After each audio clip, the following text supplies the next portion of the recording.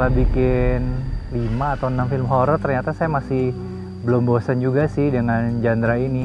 Genre ini sebuah genre yang proses pembuatannya tuh sangat-sangat satisfying gitu buat saya sebagai filmmaker. Karena ini sesuatu yang sudah viral banget dan biasanya juga saya tuh nggak selalu kemakan sama apa-apa yang viral. Cuma kali ini kok waktu saya baca ceritanya very authentic gitu.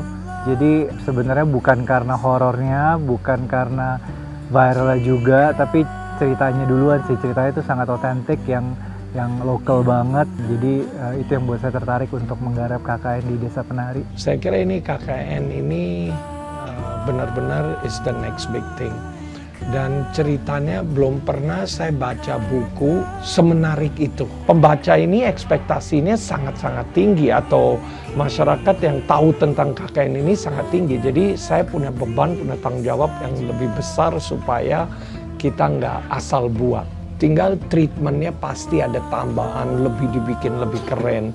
Halo semuanya, saya Tisa Biani. Di film KKN di Desa Penari, saya berperan sebagai Nur. Nur ini adalah mahasiswa kampus yang berusia 21 tahun. Terus kalau dari segi karakter, dia ini sensitif sama hal-hal yang berbau mistis. Terus dia ini anaknya peduli sama teman-temannya. Aku Adinda Thomas, aku berperan sebagai Widya. Bisa dibilang cukup introvert, makanya temen deketnya cuma ke Nur dan Ayu. Tapi paling deket sama Nur. Makanya ketika teman-teman deketnya ini, kita sama-sama lagi di akhir semester, kita ada tugas KKN. Jadi Widya seneng banget ketika diajak bisa satu kelompok bareng KKN sama teman-teman deketnya ini. Gue Ahmad Megantara, gue berperan sebagai Bima di film KKN di Desa Penari ini. Dia suka sama salah satu karakter di KKN di Desa Penari yang kalian tahu, yaitu adalah Widya. Salah satu orang yang wise juga, penyita alam, asik, bisa mengayomi.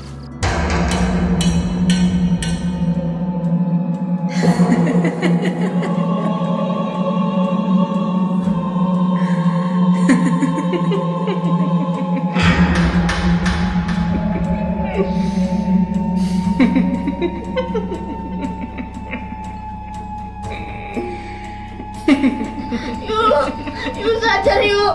Halo semuanya, aku Agni Nihak, berperan sebagai Ayu. Ayu ini adalah ketua dari proker kita. Dia ini ambisius, anaknya santai banget, deket banget sama anak-anak di KKN ini. Jadi KKN ini tuh yang milih kelompoknya tuh Ayu semua. Hai, nama gue Kelvin Jeremy. Gue berperan sebagai Anton di film KKN di Desa Penari. Karakter Anton ini seperti layaknya mahasiswa-mahasiswa yang sudah lama menunggu kelulusannya, tapi di satu sisi dia santai, dia slow, dan dia punya temen yang seperjuangan sama dia bernama Wahyu. Sebelumnya nama aku Fajar Nugra. Di sini di film KKN di Desa Penari ini aku berperan sebagai Wahyu. Wahyu itu orangnya lebih ke ngehe, sompral, terus kalau bercanda itu nggak dipikirin dulu. Ya dewasa juga, ada dewasanya karena Wahyu adalah kakak tingkat teman-teman KKN yang lainnya.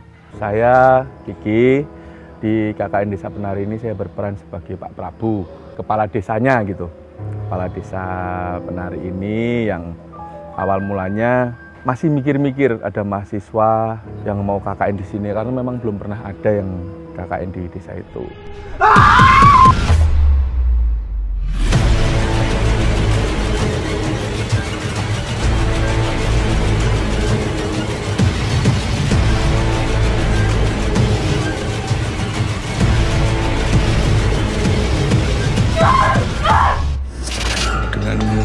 Anak-anak perempuan, desa kami dijauhkan dari kemalangan.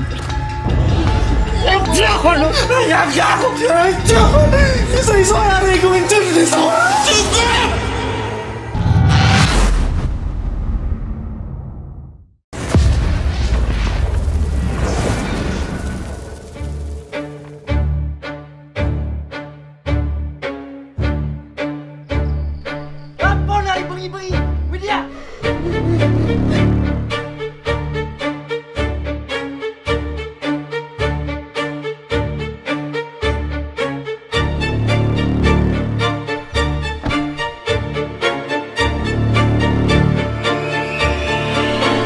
Mungkin yang membedakan film KKN di Desa Penari sama film-film horor saya lainnya adalah skala produksinya ya. Skala produksinya ini 70-80% eksterior, Jadi secara skala produksi ini sangat ambisius, banyak set piece juga, jadi bukan adegan-adegan yang mudah dibuat, bahkan adegan drama atau dialognya aja juga require emosi yang segitunya dari pemain gitu. Jadi setiap scene challenging banget.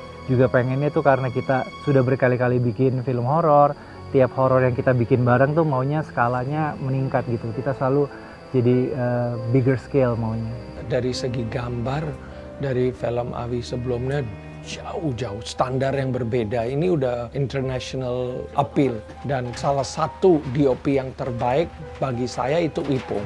Dan di sini juga art director yang papan atas.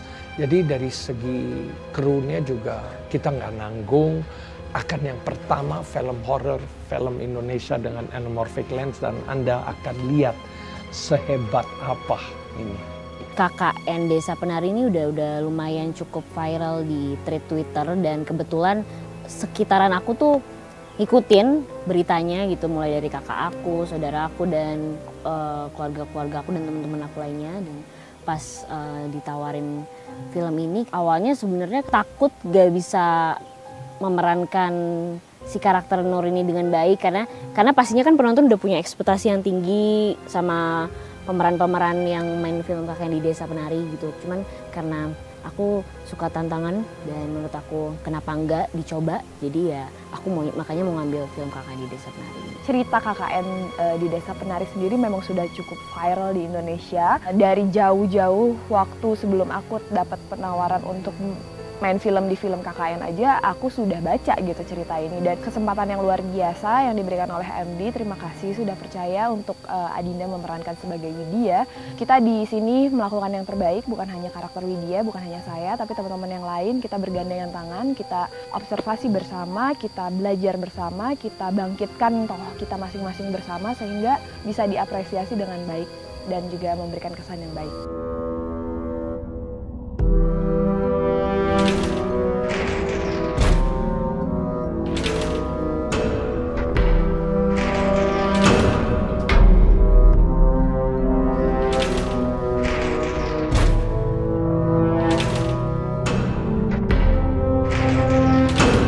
Ada tantangan baru untuk memerankan karakter Bima. Banyaklah hal-hal yang akhirnya bisa gue explore, hal-hal yang bisa gue jabarin, hal-hal yang gue pelajarin lagi. Anak fakultas teknik, anak pencinta alam, terus juga dengan background dia pernah di pesantren. Terus ini adalah salah satu film periodik juga. Eranya ini tahun 2009. Gue penasaran sih, jadi oke, gue harus main film ini.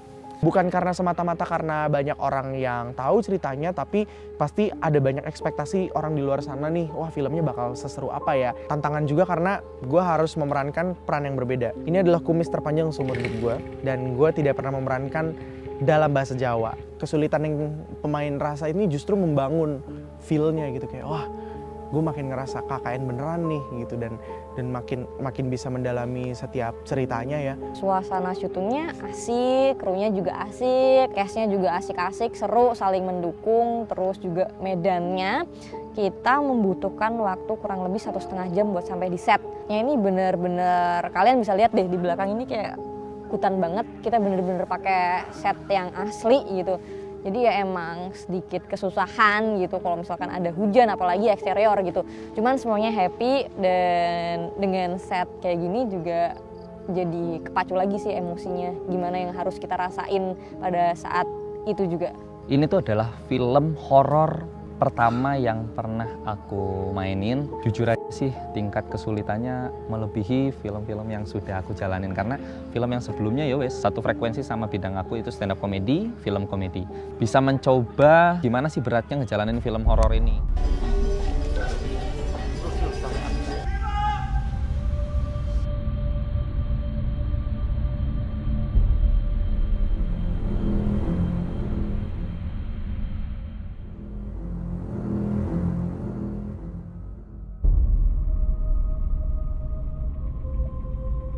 Semuanya berjalan dengan lancar, semuanya sangat mendukung, baik kru, baik pemain, semuanya mengerahkan effort dan tenaganya supaya scene ending itu bisa spesial. Karena buat anak kuliah, apalagi yang lagi proker atau yang lagi menyelesaikan tugas akhir ini bener-bener deket banget sama kalian, dan mungkin banyak juga dari kalian yang mengalami hal-hal yang mungkin kalau dipikirin ini beneran nggak sih terjadi, tapi sebenarnya tuh ini bener-bener ada gitu.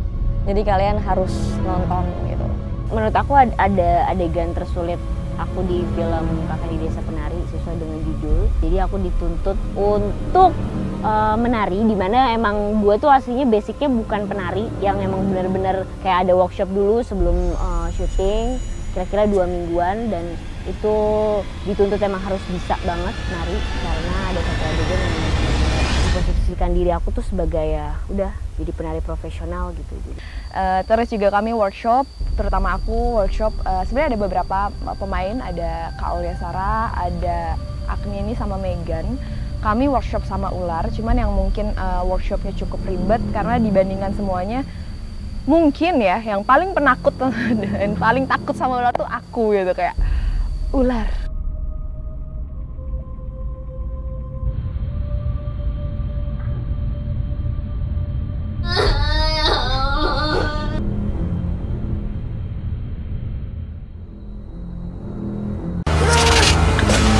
Anak-anak perempuan desa kami dijauhkan dari kemana-mana.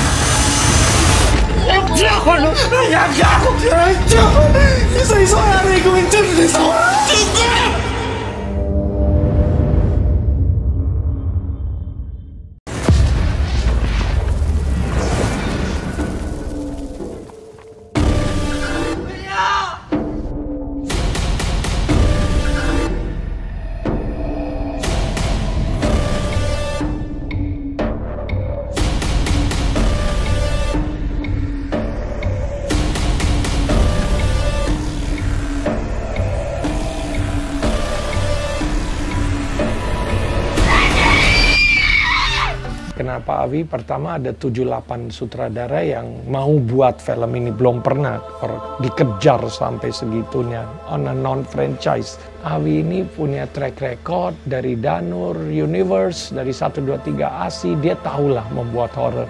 Tapi saya udah bilang sama Awi, kita harus all out di sini. Sajiannya harus beda, packagingnya beda. Jadi Awi sepakat di sini, kita benar-benar sepakat, dan nggak tahu ya memang buat saya dia yang terbaik, dia tahu kok cara membuat film horror gimana.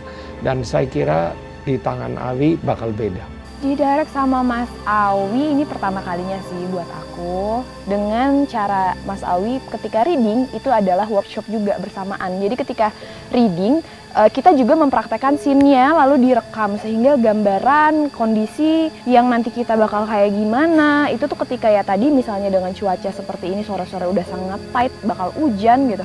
Kita semua tuh begitu masuk set udah ready dan udah tahu gitu.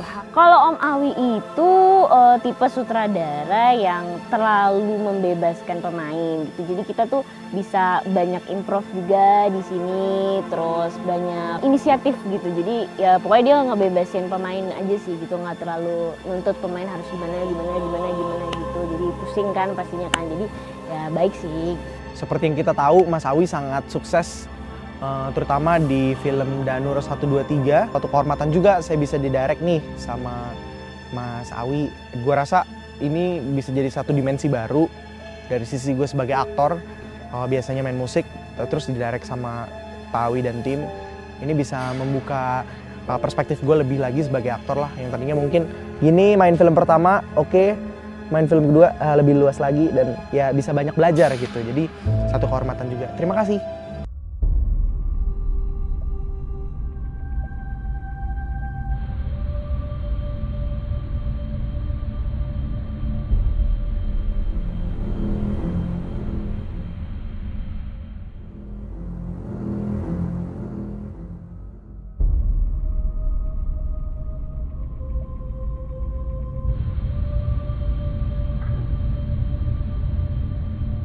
Kalau saya sih dengan pemilihan pemain cuma idenya adalah saya pengen lihat orang yang either belum pernah atau jarang banget saya lihat di TV atau di film gitu. Jadi buat saya sebagai filmmaker dulu deh, minimal di monitor saya tuh saya fresh gitu ngeliat mereka. Saya hampir nggak pernah lihat mereka sebelumnya karena Saya pengen sesuatu yang nggak familiar. Saya pengennya tuh saya mengenal mereka, buat saya sendiri bisa believable kalau mereka ini mahasiswa dan mahasiswi, bukan artis atau pemain gitu. Dari saya itu dulu.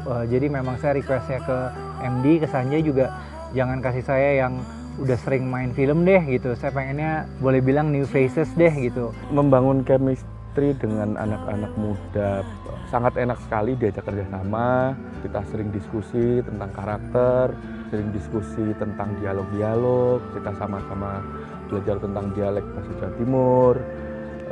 Jadi saya pribadi nggak merasa banyak kesulitan gitu ya. Cara membangun chemistry juga kan kita ada workshop, ada reading, kita saling ketemu gitu, kita ngobrolin masalah karakter kita masing-masing, kita develop karakter kita masing-masing. Terus dari situ juga kadang kayak aku sama Widya seringnya, terus sama Nur juga suka hangout bareng, nonton, makan bareng, ngobrol gitu-gitu sih paling. Gue terapkan di sisi sosiologis dan psikologis si Bima terhadap karakter lain seperti Nur, seperti Wahyu, Ayu, terus juga Anton, Widya, dan ya berjalannya waktu chemistry itu akhirnya kebangun. Tapi gue memulai ini itu bukan dari awal syuting tapi dari awal reading. Ada beberapa pemain yang sebenarnya sudah pernah satu project, yaitu seperti Tisa Biani, Megantara, sama Adinda Thomas itu sudah pernah satu project, jadi wes kenal gitu loh, bercanda-bercanda, gitar-gitaran, jadi wes cair. Di hotel pun sering nongkrong bareng, ya gitu aja sih, bangun chemistry-nya.